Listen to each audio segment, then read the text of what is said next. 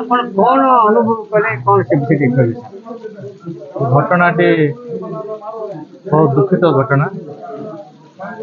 ଏ ଘଟଣା ଘଟିଛି ଆଗରୁ ମଧ୍ୟ ଘଟିଥିଲା। ଏ ଘଟଣା ଘଟିଥିଲା ଏକୁ ସ୍କୁଲରେ ସବୁ ସମସ୍ତେ ମିଶି ଚପେଇ ଦେଇଥିଲେ ଏବଂ ଯେଉଁ ପିଲା ଘଟେଇଛି ସେ ପିଲା ମଧ୍ୟ ସ୍କୁଲରୁ ତାକୁ ପଢ଼ାଯାଇଥିଲା ଏବଂ ପୁନର୍ବାର ତାକୁ ଆଉ ଆଡ଼ମିସନ୍ କରି ତାକୁ ରଖାଯାଇଥିଲା। ସେ ପିଲା ହିଁ ଏ ଘଟଣା ଘଟେଇଛି। ତେଣୁ ଏଠି ଓଡ଼ିଶା ସରକାର ସମ୍ପୂର୍ଣ୍ଣ ଭାବରେ ଫେଲ୍ ହେଇଛି, ଡବଲ ଇଞ୍ଜିନ୍ ଫେଲ୍ ହେଇଛି। ଆଉ ଶିକ୍ଷା ବ୍ୟବସ୍ଥା ସବୁ ଭୁଷୁଡ଼ି ଯାଇଛି। ଓଡ଼ିଶା ସାରା ହଉ ଆପଣ ଦେଖନ୍ତୁ, କେନ୍ଦ୍ର ସରକାର ମଧ୍ୟ ଭୁଷୁଡ଼ି ଯାଇଛି। ତାଙ୍କର ଶିକ୍ଷା ବ୍ୟବସ୍ଥାରେ ଆଉ କିଛି ନାହିଁ ଏବଂ ତେଣୁ ମୁଁ ନିଶ୍ଚିତ ଭାବରେ ଓଡ଼ିଶା ସରକାର ଏବଂ ଜିଲ୍ଲା ପ୍ରଶାସନକୁ ମୁଁ ନିନ୍ଦା କରୁଛି। ଏତେ ଶହ ଶହ ପିଲା ଏଠି ଛାତ୍ରଛାତ୍ରୀ ବସବାସ କରୁଛନ୍ତି, କିନ୍ତୁ ଏଠି ଗୋଟେ ମେଟର୍ନ ଏବଂ ୱାର୍ଡେନ୍ ଏବଂ ନାଇଟ୍ ୱାଚର କିଏ ରହିନାହାନ୍ତି। ସିସି କ୍ୟାମେରା ନାହିଁ। ଆଜି ଯେଉଁ ଅନୁଧ୍ୟାନ କଲୁ, ଯେତିକି ସ୍କୁଲ ଭିଜିଟ୍ କଲୁ ଏବଂ ଟଏଲେଟ୍ ଯେତିକି ଭିଜିଟ୍ କଲୁ, ଏତେ ଅବ୍ୟବସ୍ଥା, ଫ୍ୟାନ୍ଟିଏ ନାହିଁ ଏବଂ ଲାଇଟ୍ ମଧ୍ୟ ଜଳୁନାହିଁ। ତେଣୁ ସମ୍ପୂର୍ଣ୍ଣ ଭାବରେ ଓଡ଼ିଶା ସରକାର ଦାୟୀ ଏବଂ ଜିଲ୍ଲା ପ୍ରଶାସନ ଦାୟୀ। ତେଣୁ ନିଶ୍ଚିତ ଭାବରେ ମୁଁ ଆଗାମୀ ଦିନରେ ବିଧାନସଭାରେ ଉପସ୍ଥାପନ କରିବି ଏବଂ ଆଇନରେ ଆଶ୍ରୟ ନେବା ପାଇଁ ବାଧ୍ୟ ହେବି। ଧନ୍ୟବାଦ। ଦେଖନ୍ତୁ, ଗତ ରବିବାର ଦିନରୁ ଜଣକ ପରେ ଜଣକ ମୋବାଇଲ ଫୋନ୍ରେ ଭାଇରାଲ୍ ହେଇକି ଯେଉଁ ଛୁଆମାନଙ୍କର ମାଡ଼ ଘଟଣାଟା ସାରା ଭାରତ ବର୍ଷରେ ଲୋକ ଦେଖିଛନ୍ତି।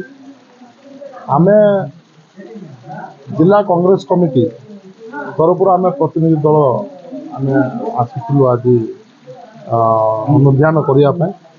ଏଠି ସିଚୁଏସନ୍ ଦେଖିଲୁ, ଯାହାକି ଏଇଟା ହେଉଛି ସରକାର ଏବଂ ପ୍ରଶାସନର ଅବହେଳା। ଯଦି ସରକାର ଏଠି ଯେଉଁ ଛୁଆମାନଙ୍କ ପାଇଁ ହଷ୍ଟେଲ କରାଯାଇଛି, ସେଠି ୱାର୍ଡେନ୍ ଦେବା କଥା, ମେଟ୍ରନ୍ ଦେବା କଥା ଏବଂ ଜଣେ ନାଇଟ୍ ୱାଚରମ୍ୟାନ୍ ଦେବା କଥା, କିନ୍ତୁ ସେଇଟା ମଧ୍ୟ ଦେଇନାହିଁ। ଏବଂ ଦ୍ୱିତୀୟରେ ସିସି କ୍ୟାମେରା ହଷ୍ଟେଲରେ ମୁଁ ବୁଲି ବୁଲି ଦେଖୁଥିଲି। ମୁଁ ଆମ ମାନ୍ୟବର ବିଧାୟକ ବିଶଙ୍କଟ ସାନ ଭାଇ ଏବଂ ମୁଁ ବୁଲି ବୁଲି ଦେଖୁଥିଲି ହଷ୍ଟେଲର ଶୌଚାଳୟ ବ୍ୟବସ୍ଥାଟା, ଯେଉଁ ଲାଟ୍ରିନ୍ ବାଥରୁମ୍ରେ ଏତେ ଦୁର୍ଗନ୍ଧ ଆସୁଛି, ସେ ଭିତରେ କିଏ ଯାଇପାରୁନାହାନ୍ତି। ପୁରା ଭାଙ୍ଗି ପଡ଼ି ସରିକିରି ସେଇଟା ନିଟ୍ ଆଣ୍ଡ କ୍ଲିନ୍ ନାହିଁ। ଏ ବର୍ଷା ସିଜନ୍ ହେଉଛି ଡାଇରିଆ ମ୍ୟାଲେରିଆ ସିଜନ୍ଟା। ଏଠି ଯଦି କୌଣସି ଛୁଆ ଜ୍ୱର କିମ୍ବା କୌଣସି ଅପ୍ରୀତିକର ଘଟଣା ଘଟିଲେ ତା ପାଇଁ ଦାୟୀ କିଏ ରହେ? ଆଜ୍ଞା, ଗୋଟେ ଜିନିଷ, ଏ ଘଟଣାଟା ଏବେ ହେଲା ନା ଏଇଟା ବେଶୀ ପୂର୍ବରୁ? ଦେଖନ୍ତୁ, ଆମେ ଏଠି ଆସିକରି ଯାହା ପରିବାର ଲୋକମାନଙ୍କ ସହିତ ଆମେ ଆଲୋଚନା କରୁଥିଲୁ, ଏଇଟା ଆଗରୁ ଘଟଣା ଘଟିଛି। ଏଇଟା ଚପା ଯାଉଥିଲା ଆଗରୁ। ଏବେ କେମିତିକି ଜଣକ ମୋବାଇଲରୁ ଭାଇରାଲ୍ ହେଇକିରି ଏଠି ସମସ୍ତଙ୍କ ଦୃଷ୍ଟିରେ ଏଇଟା ଦେଖାଯାଉଛି। ଆଉ ଏଠି ଯଦି ଦେଖିବା, ଦେଖନ୍ତୁ, ଏ ସରକାର ଆମ ଆଦିବାସୀ ଦଳିତ ଭାଇମାନଙ୍କ ପ୍ରତି ଏ ସରକାର ନୁହେଁ। ଯଦି ହେଇଥାନ୍ତା, ଆମକୁ ଯେଉଁ ପ୍ରକାର ଅପବ୍ୟବସ୍ଥା କରାଯାଇଛି ହଷ୍ଟେଲରେ, ଲାଟ୍ରିନ୍ ବାଥରୁମ୍ ନାହିଁ, ଛୁଆମାନେ କୁଆଡ଼େ ଯାଇପାରୁନାହାନ୍ତି, ପୁଣି ଛୁଆମାନଙ୍କୁ ଯେଉଁ ରେଗିଂ କରାଯାଉଛି, ଆଉ ଛୁଆମାନଙ୍କର ପାଠରେ ଯେଉଁ ଅପବ୍ୟବସ୍ଥା କରାଯାଇଛି, ଯାହାକି ଝାଲମୁଢ଼ି ଲିମୁଡ଼ା ଆଉ ଯେଉଁ ଇତିହାସକୁ ଚେଞ୍ଜ କରିଦେଇଛୁ, ଯାହାକି ପାଇଲଟ ଆମର ଆକୁ ପାଇଲଟ ଦେଖେଇଛନ୍ତି। ଆପଣ କହିଲେ ଇଏ ସରକାର ଆଇଲେ ଏମିତି ହେଲା ବୋଲି, ଆଉ ପୂର୍ବ ସରକାର ଏଠି ପ୍ରତି ଧ୍ୟାନ ଦେଉନଥିଲା କି? ଦେଖନ୍ତୁ, ଗତ 25 ବର୍ଷର ସରକାର ଧ୍ୟାନ ଦେଇନାହିଁ ବୋଲିକିରି ତ ତାକୁ ତୋଡ଼ିକିରି ଏବେ ଆପଣମାନଙ୍କୁ ଦାୟିତ୍ୱ ଦିଆଗଲା। ଆପଣମାନେ ବି ଠିକ୍ କରିବେ ବୋଲିକିରି। ଯଦି ଆପଣମାନେ ସେଇ ରାସ୍ତାରେ ଯଦି ଗତ ସରକାର କଲା ନାହିଁ, ମୁଁ କରିବି ନାହିଁ ବୋଲିକି ଯଦି ସେ ରାସ୍ତାରେ ଯିବେ, ତାହେଲେ ନିଶ୍ଚିତ ଭାବରେ ଜନସାଧାରଣ ଦେଖୁଛନ୍ତି, ତାର ଜବାବ ନିଶ୍ଚିତ ଭାବରେ ଦେବେ। ଆଜ୍ଞା, 25 ବର୍ଷ ସରକାର ପୂର୍ବରୁ ଏମିତି ହେଉଥିଲା ନା ହେଉନଥିଲା? ଦେଖନ୍ତୁ, ସେଇଟା ହେଉଥିଲା ନ ହେଉଥିଲା, ଏବେ ପ୍ରେଜେଣ୍ଟ କ'ଣ ହେଇଛି ପ୍ରେଜେଣ୍ଟ କ'ଣ ଅଛି ଏଥିପାଇଁ କିଏ ଦାୟୀ? ଆର ପାଇଁ ଦାୟୀ ସରକାର ଏବଂ ଜିଲ୍ଲା ପ୍ରଶାସନ। ଧନ୍ୟବାଦ।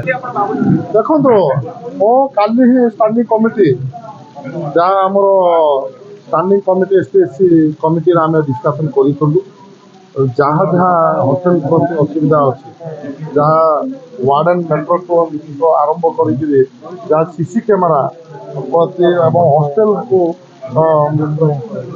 ଯାହା ଯାହା ଆବଶ୍ୟକ ଅଛି ତାହା ମଧ୍ୟ ହଷ୍ଟେଲକୁ ଯୋଗାଯିବ ବୋଲି ଆମେ ଆଲୋଚନା କରୁଛୁ ଏବଂ ଆର ପ୍ରତି ଦୃଷ୍ଟି ଦେବାର ଅଛି ଯେଉଁ ବିଭାଗୀୟ ଅଧିକାରୀମାନେ ସବୁବେଳେ ଆର ପ୍ରତି ଦୃଷ୍ଟି ଦେବା ଆବଶ୍ୟକତା ଆଗରୁ ମାନେ କୋଉଠୁ ଦେଖନ୍ତୁ ବୋଧେ ସେଇଟା ବାହାରକୁ ଆସିନାହିଁ ମୁଁ ମଧ୍ୟ ତାର ପ୍ରତି ମୁଁ ଜାଣିନାହିଁ ସେଥିପାଇଁ ମୁଁ ବାଇଟ୍ ଦେବା ପାଇଁ ଚାହୁଁନାହିଁ।